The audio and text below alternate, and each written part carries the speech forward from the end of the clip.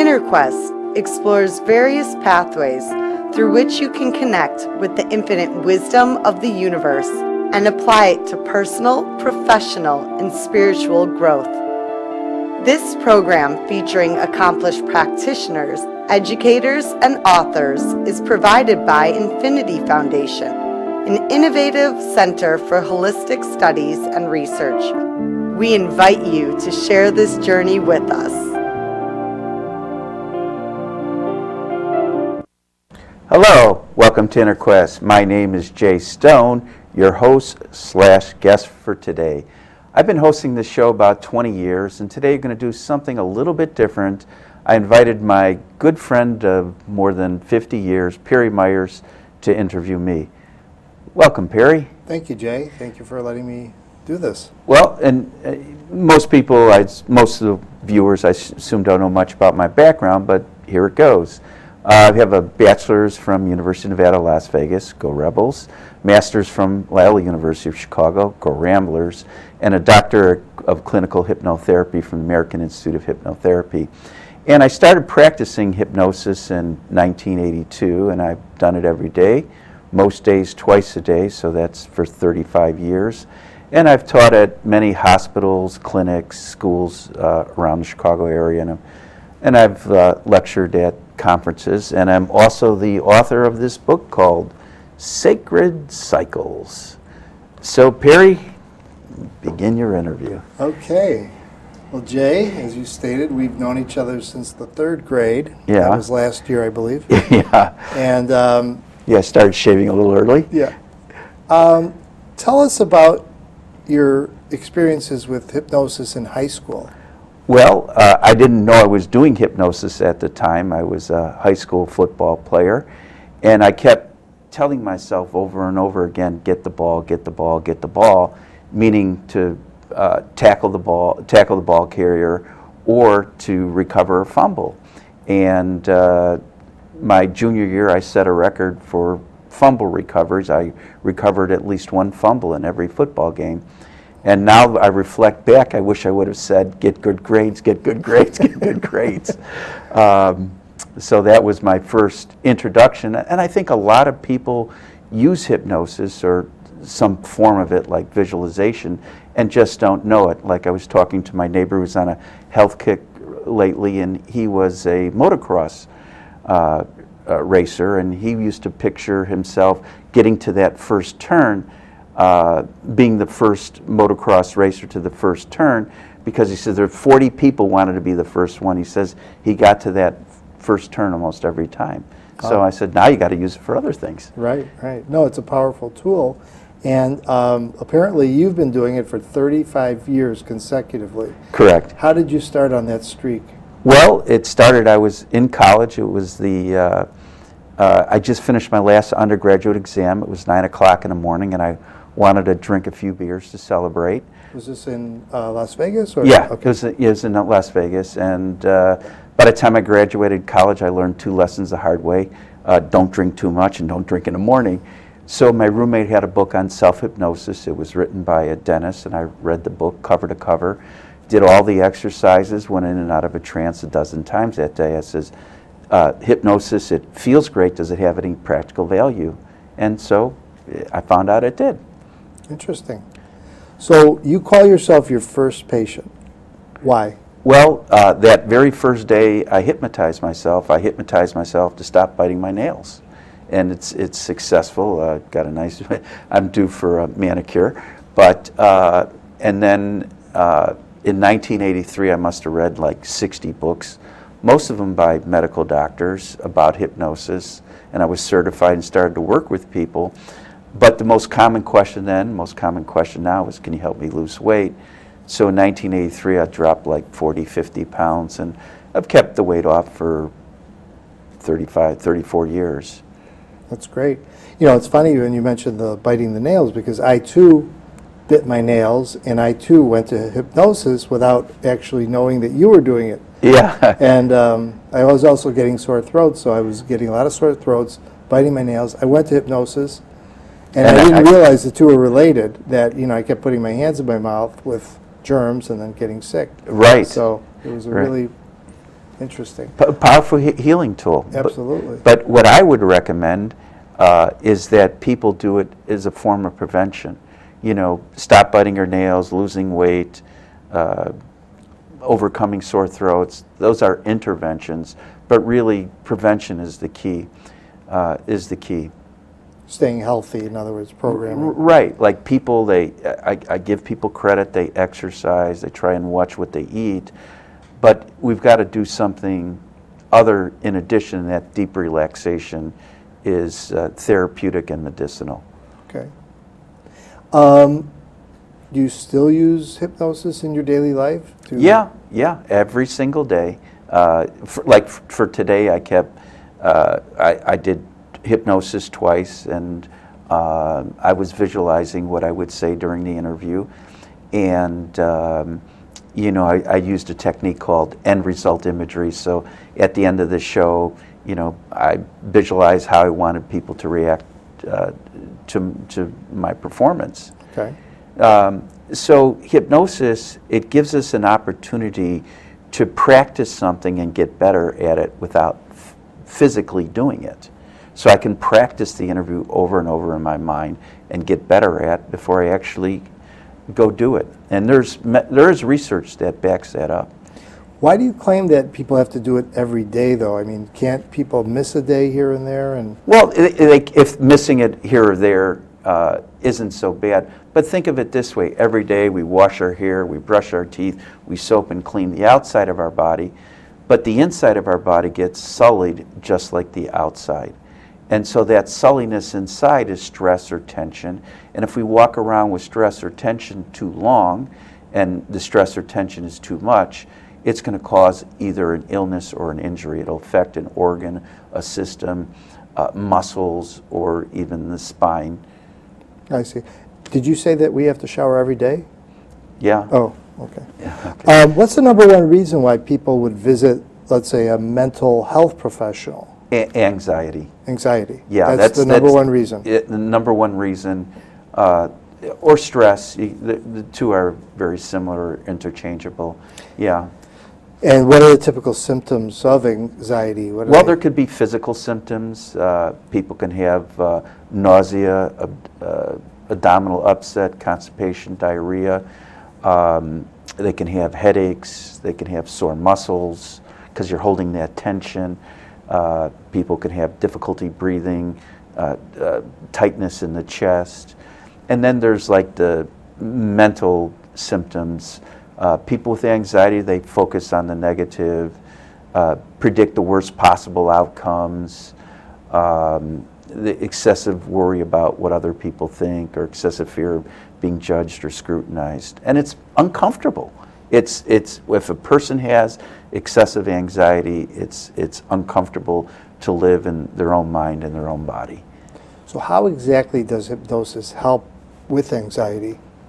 Well, actually, I brought I don't know if you can get this on screen. Let's see. But yeah, it's coming out okay. Up here, you see, this is the before treatment and after treatment. And this is a brain spec that Dr. Daniel Amen sent me. Dr. Amen's a neuropsychiatrist. He's written several best-selling books, and he's done many public television specials. But the top part, you see this hot spot or focal point. And this woman that Dr. Amen calls Sherry, for 10 years she's afraid she's going to hit a parked car, moving car, pedestrian. And phobias is another effect or symptom of that region of the brain as anxiety. Okay. And this is 3 years later without any drugs.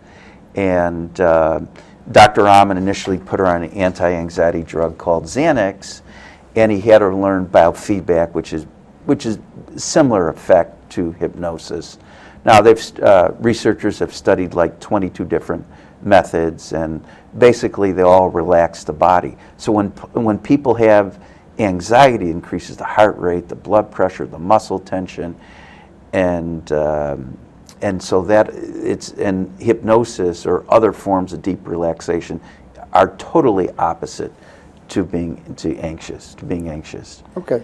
So what you showed is the white spots on the brain? Yeah, and hot spots are focal points. Okay. And Now, those- that's done with nuclear medicine, by the way. Okay. So these are... It's like a different brain. Right. It's same and they person, but dissipated after how long? How much of time elapsed there? Do you know? well, there was 3 years 3 between the pre-treatment and post-treatment. Okay. Yeah, it was a follow-up visit.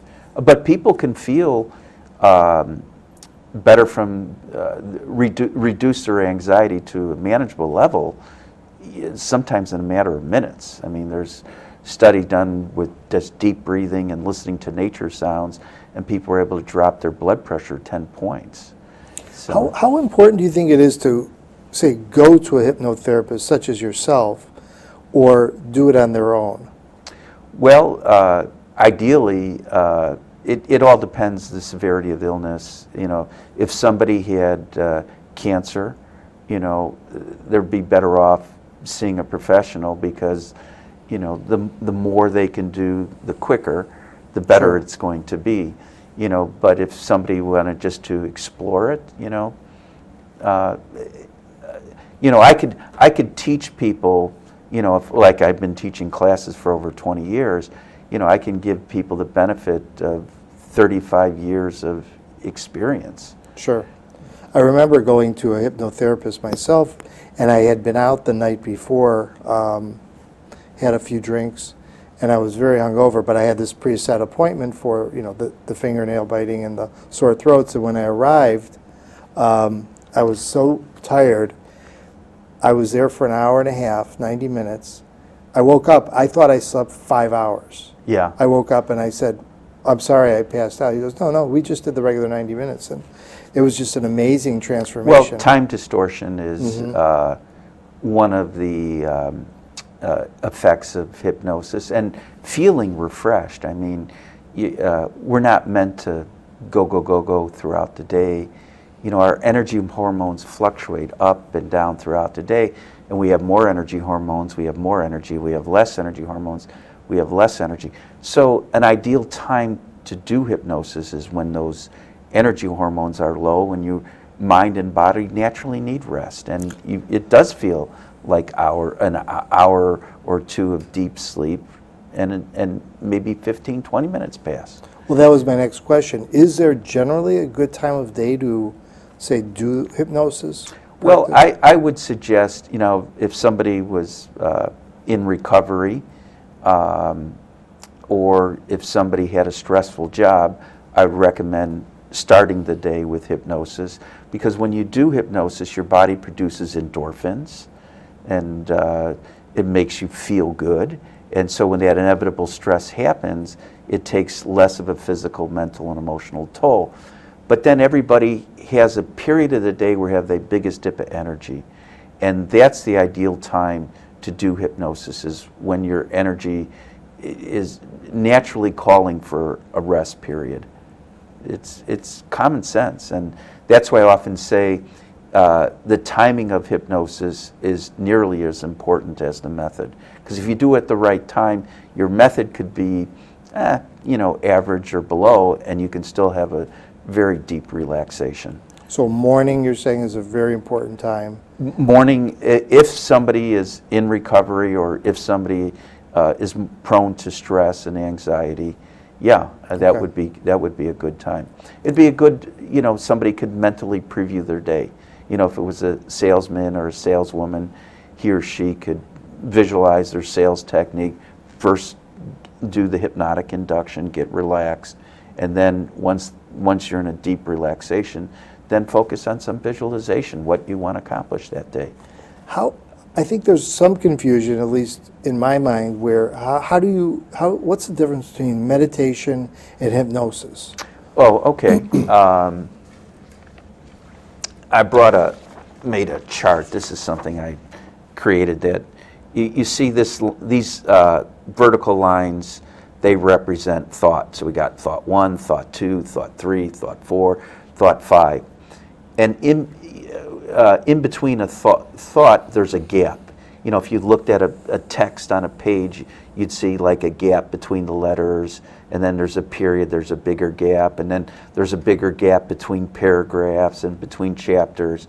Well, the longer we meditate or do hypnosis, the bigger this gap between the thoughts. So you look at the gap here, it's like this big, and then you look at here, it's that big.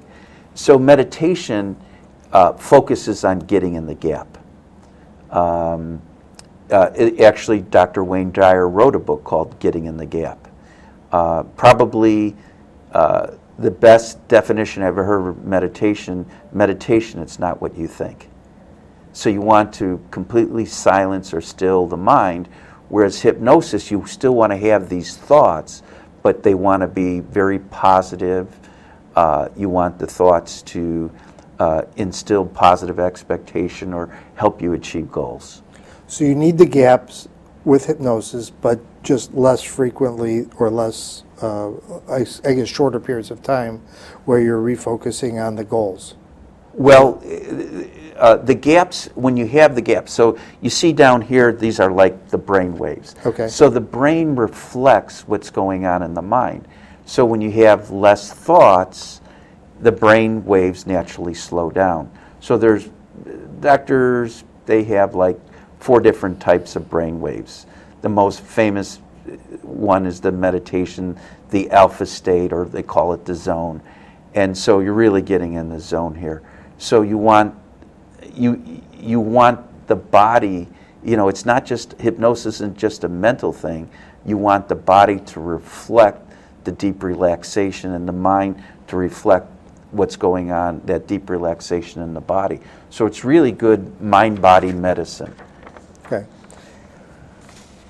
I think people love hearing examples of some of the case studies or success stories. So can you elaborate and tell us some stories about your patients? Sure. Actually, I'll read something. This was from a student in a class.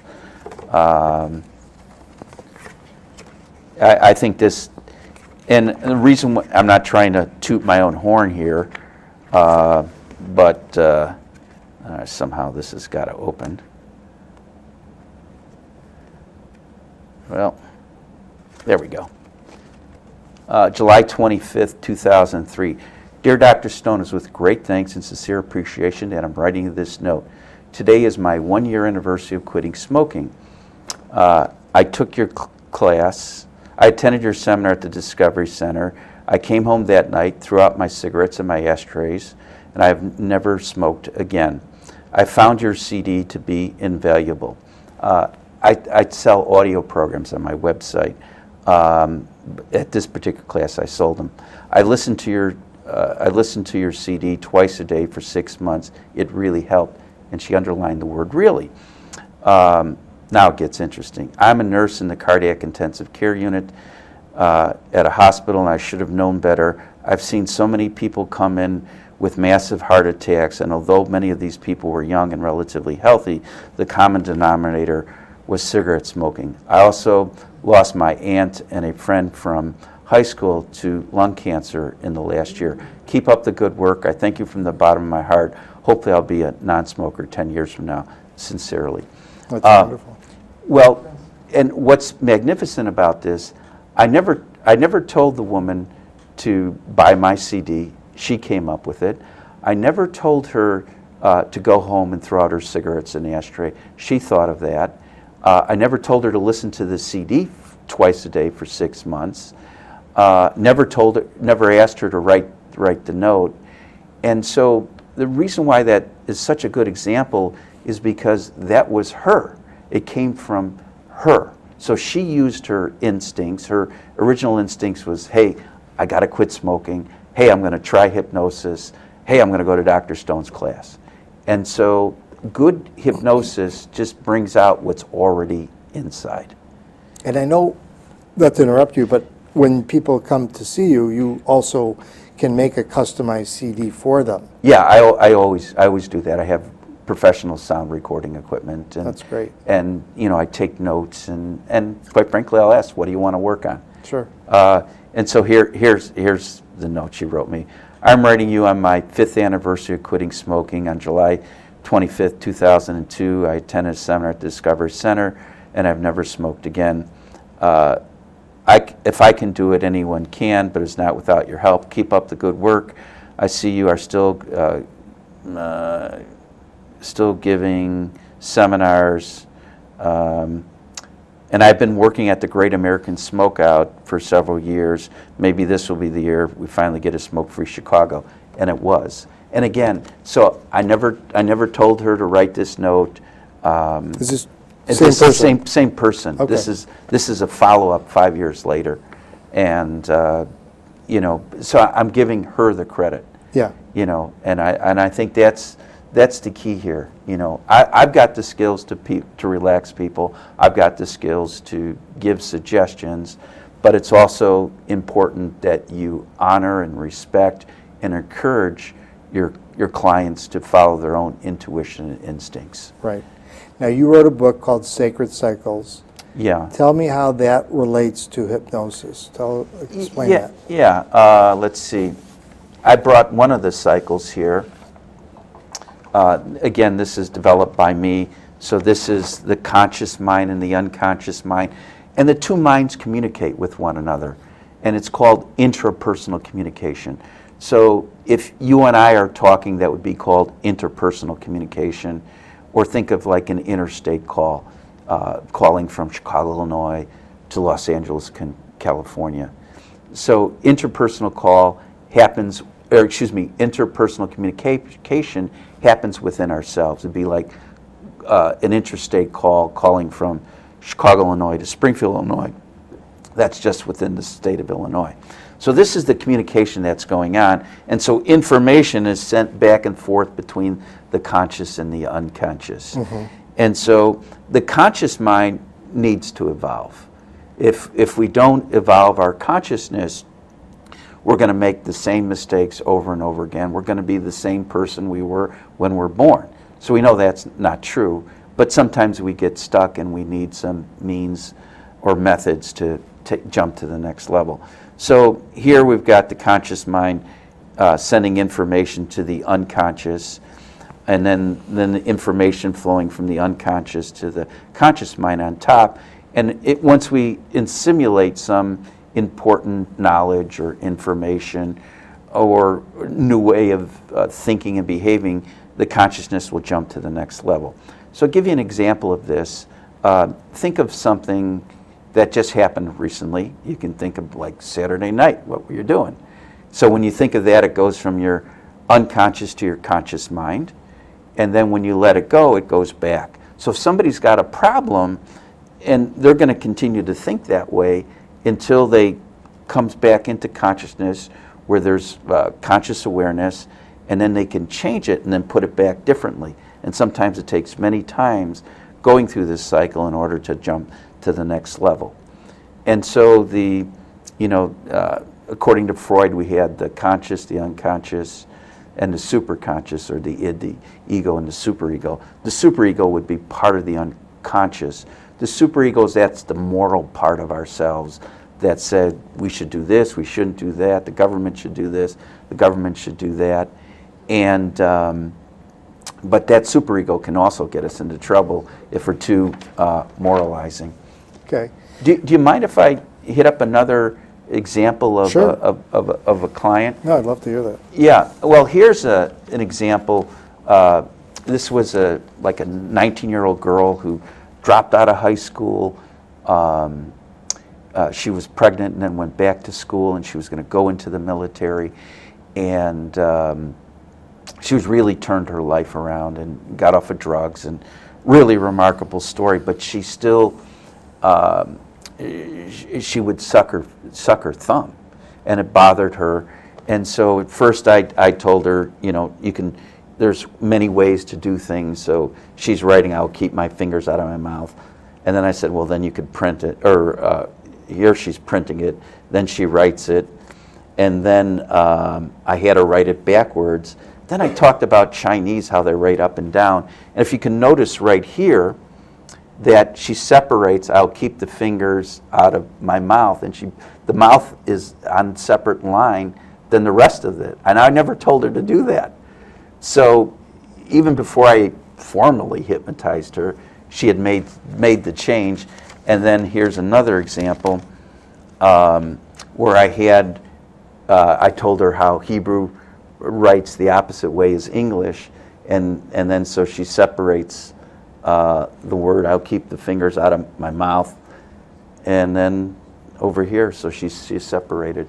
So it was very simple, very effective treatment. That was very disconcerting to her. What makes a good hypnotherapist? Oh, well, trust. You've got to trust a hypnotherapist. If you look at Erickson's 8 stages of development, the first stage is trust. Okay. Where infants are newly born, and they just have to trust mother and father will protect them. Mother's going to feed me. Mother's going to change my diapers.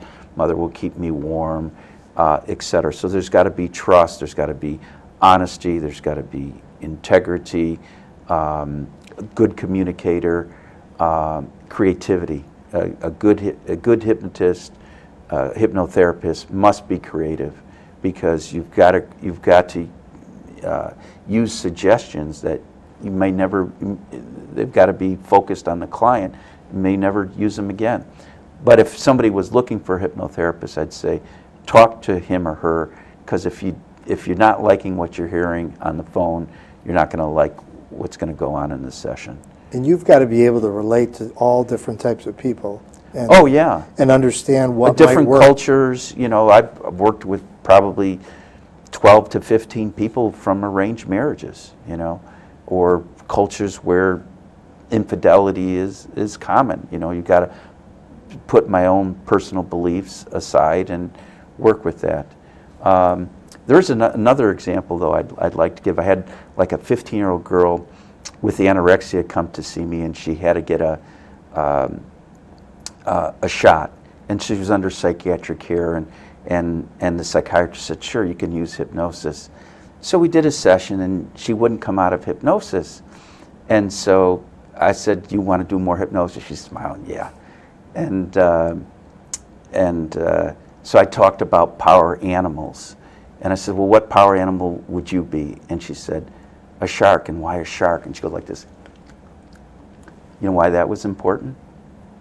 Well, she had an eating disorder. So she was telling me, she was afraid to eat. And so we finished up this session, and I got a note from her. I got my shot like a good little girl. It was a mental thing, and she underlined a mental thing. What a lesson! And again, this is the child, right? Making the decision that I don't have to be this way.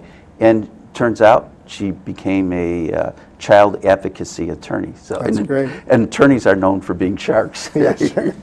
We've only got a few minutes left. I mean, not a few minutes, a few seconds. We've got about 30 seconds. So any teachers you want to throw some... well, Dr. Amen, obviously, okay. And Dr. Milton Erickson. Okay. I can probably do a whole half-hour show on Dr. Erickson. Thank you so much for interviewing me. For more information about Infinity Foundation, InnerQuest Talk Show, myself, stay tuned to the credits at the end. Until next time, wish you good health, good spirits, and good fortune. Thank you, my man. Thank you.